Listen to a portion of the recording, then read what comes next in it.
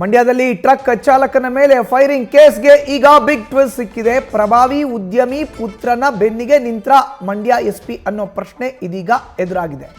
ಏನು 2 ದಿನಗಳ ಹಿಂದೆ ಟ್ರಕ್ ಚಾಲಕನ ಮೇಲೆ ಉದ್ಯಮಿ ಪುತ್ರ ಫೈರಿಂಗ್ ಅನ್ನ ಮಾಡಿದ್ದ ಅನ್ನೋ ಆರೋಪ ಇತ್ತು. ಈಗ ಆ ಪ್ರಭಾವಿ ಉದ್ಯಮಿಯ ಪುತ್ರನ ಬೆನ್ನಿಗೆ ನಿಂತಿದ್ದಾರಾ ಮಂಡ್ಯ ಎಸ್ಪಿ ಅನ್ನೋ ದೊಡ್ಡ ಪ್ರಶ್ನೆ ಎದುರಾಗಿದೆ.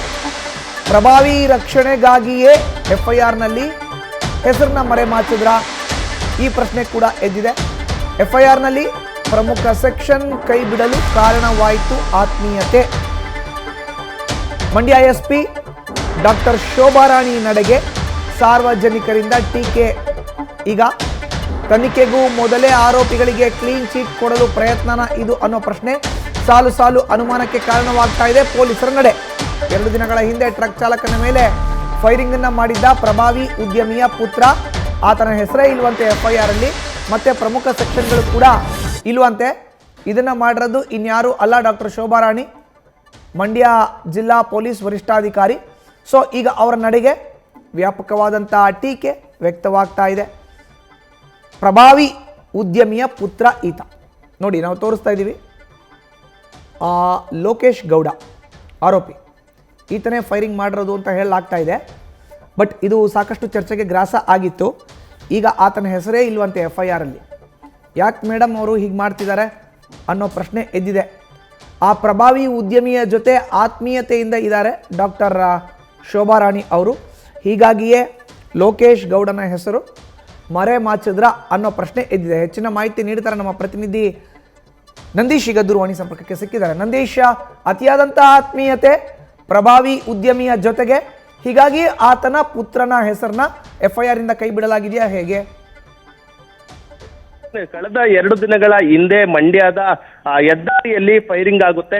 ಟ್ರಕ್ ಚಾಲಕನ ಮೇಲೆ ಫೈರಿಂಗ್ ಅನ್ನ ಮಾಡಲಾಗಿತ್ತು ಎಂಬ ಒಂದು ಆರೋಪ ಕೂಡ ಕೇಳಿ ಬಂದಿತ್ತು. ಅದಾದ ಬಳಿಕ ಬಾಯಿಂದ ಬಾಯಿಗೆ ಹರಡಿ ಪೊಲೀಸರ ಮಟ್ಟಕ್ಕೂ ಕೂಡ ಹೋಗಿರುವಂತದ್ದು. ಅದಾದ ನಂತರ ಏನು ಟ್ರಕ್ ನ ಚಾಲಕ ಅವರನ್ನು ಕೂಡ ಕರೆಸಿ ವಿಚಾರಣೆಯನ್ನ ಮಾಡಿದ್ರು. ಬಳಿಕ ಆರೋಪಿಗಳನ್ನ ಪತ್ತೆ ಹಚ್ಚುವಲ್ಲಿ ಮಂಡ್ಯ ಪೊಲೀಸರು ಕೂಡ ಯಶಸ್ವಿಯಾಗಿದ್ರು.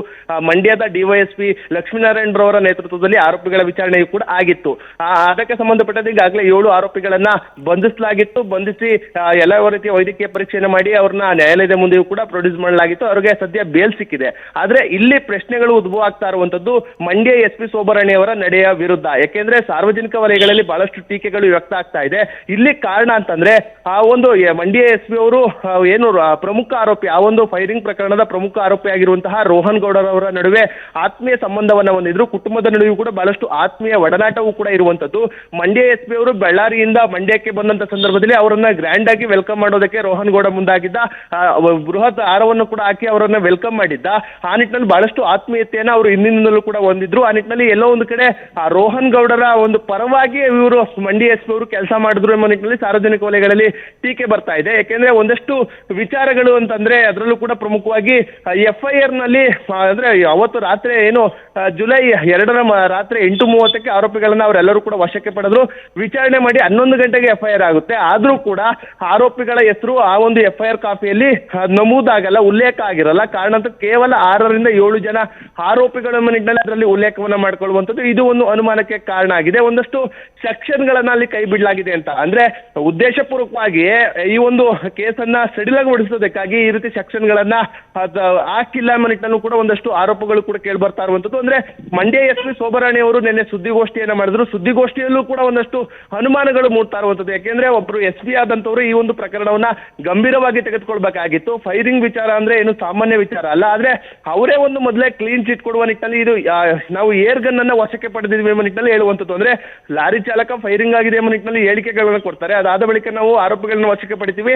ಆರೋಪಿಗಳು ಪನ್ಗಾಗಿ ಈ ಒಂದು ಕೆಲಸವನ್ನ ಮಾಡಿದ್ರು, ತಮಾಷೆಗಾಗಿ ಆ ಒಂದು ಏರ್ ಗನ್ ನಲ್ಲಿ ನಾವು ಫೈರ್ ಅನ್ನ ಮಾಡಿದ್ವಿ ಎಂಬ ನಿಟ್ಟಿನಲ್ಲಿ ಹೇಳಿಕೆಗಳನ್ನು ಕೊಟ್ಟಿದ್ದಾರೆ. ಆ ನಿಟ್ಟಿನಲ್ಲಿ ಅವರಿಂದ ಕಾರು ಮತ್ತು ಏರ್ ಗನ್ ವಶಕ್ಕೆ ಪಡೆದಿದ್ವಿ ಎಂಬ ನಿಟ್ಟಿನಲ್ಲಿ ಮಂಡ್ಯ ಎಸ್ಪಿ ಅವರು ಕೂಡ ಹೇಳುವಂತದ್ದು. ಆದ್ರೆ ಇದು ಒಂದಷ್ಟು ಅನುಮಾನಗಳಿಗೆ ಕಾರಣ ಆಗ್ತಾ ಇರುವಂತದ್ದು. ಅಂದ್ರೆ ಆರೋಪಿಗಳು ಹೇಳಿಕೆ ಕೊಟ್ಟರು, ಅಲ್ಲಿ ಅಲ್ಲಿಗೆ ತನಿಖೆಯನ್ನ ಪೊಲೀಸರು ಮುಗಿಸೇ ಬಿಟ್ರೆ ಎಂಬ ಒಂದು ಅನುಮಾನಗಳು ಕೂಡ ಮೂಡ್ತಾ ಇರುವಂತದ್ದು. ಅಂದ್ರೆ ಏರ್ ಗನ್ ಎಂಬ ನಿಟ್ಟಿನಲ್ಲಿ ಅದನ್ನ ಅಂದ್ರೆ ಬೇರೆ ಗನ್ನಿದ್ರು ಕೂಡ ಏರ್ ಗನ್ ಎಂಬ ನಿಟ್ಟಿನಲ್ಲಿ ಅದನ್ನ ಆ ಒಂದು ಕೇಸನ್ನ ಮುಚ್ಚು ಹಾಕೋದಕ್ಕೂ ಕೂಡ ಯತ್ನವನ್ನ ಮಾಡಿದ್ರ ಒಂದಷ್ಟು ಸಾರ್ವಜನಿಕ ವಲಯಗಳಲ್ಲಿ ಕೂಡ ಟೀಕೆ ಬರ್ತಾ ಇರುವಂತದ್ದು. ಆ ನಿಟ್ಟಿನಲ್ಲಿ ಈಗಾಗಲೇ ಮಂಡ್ಯ ಎಸ್ಪಿ ವಿರುದ್ಧ ಸಾಮಾಜಿಕ ಜಾಲತಾಣಗಳಲ್ಲಿ ಒಂದಷ್ಟು ವಿರೋಧಗಳನ್ನ ವ್ಯಕ್ತಪಡಿಸ್ತಾ ಇದ್ದಾರೆ. ಅಂದ್ರೆ ನಿಮ್ಮ ಆತ್ಮೀಯರಾದ್ರೆ ಒಡನಾಟವನ್ನ ಹೊಂದಿದ್ರೆ ಅವ್ರಿಗೆ ಒಂದು ಕಾನೂನು, ಮತ್ತೆ ಬಡವರಿಗೆ ಮತ್ತು ಶ್ರೀಮಂತರಿಗೆ ಇವರಿಗೆ ಒಂದು ಕಾನೂನು ಎಂಬ ನಿಟ್ಟಿನಲ್ಲಿ ಒಂದಷ್ಟು ಟೀಕೆಗಳನ್ನ ಮಾಡ್ತಾ ಇರುವಂತದ್ದು. ಸದ್ಯ ಇದಕ್ಕೆ ಎಲ್ಲದಕ್ಕೂ ಕೂಡ ಉತ್ತರವನ್ನ ಮಂಡ್ಯ ಎಸ್ಪಿ ಅವರೇ ಕೊಡಬೇಕಾಗಿರುವಂತದ್ದು. ಯಾಕೆಂದ್ರೆ ಅವರ ನೇತೃತ್ವದಲ್ಲೇ ಈ ಒಂದು ತನಿಖೆಯನ್ನ ನಡೆಸಿರುವಂತದ್ದು. ಅಂದ್ರೆ ಬೇರೆ ಅವರಿಗೆ ಆತ್ಮೀಯತೆ ಇದ್ದಂತ ಸಂದರ್ಭದಲ್ಲಿ ಬೇರೆಯವರಿಗೆ ಅಂದ್ರೆ ಬೇರೆ ಜಿಲ್ಲೆಯ ಪೊಲೀಸರಿಗೆ ಒಂದಷ್ಟು ಅವರಿಗೆ ಒಂದು ಮನವಿಯನ್ನ ಮಾಡಿಕೊಂಡು ತನಿಖೆಯನ್ನ ಮಾಡಿಸಬಹುದಾಗಿತ್ತು. ಅವರೇ ಖುದ್ದು ತನಿಖೆಯನ್ನ ಮಾಡಿಸಿ ಈ ಒಂದು ಪ್ರಕರಣವನ್ನ ಸಡಿಲ ಮಾಡೋದಕ್ಕೆ ಮುಂದಾದ್ರೆ ಎಂಬ ಪ್ರಶ್ನೆಗಳು ಕೂಡ ಸದ್ಯಕ್ಕೆ ಮೂಡ್ತಾ ಇರುವಂತದ್ದು. ಮಧುಸೂದನ್, ಧನ್ಯವಾದ ನಂದೀಶ್ ನಿಮ್ಮ ಮಾಹಿತಿಗೆ.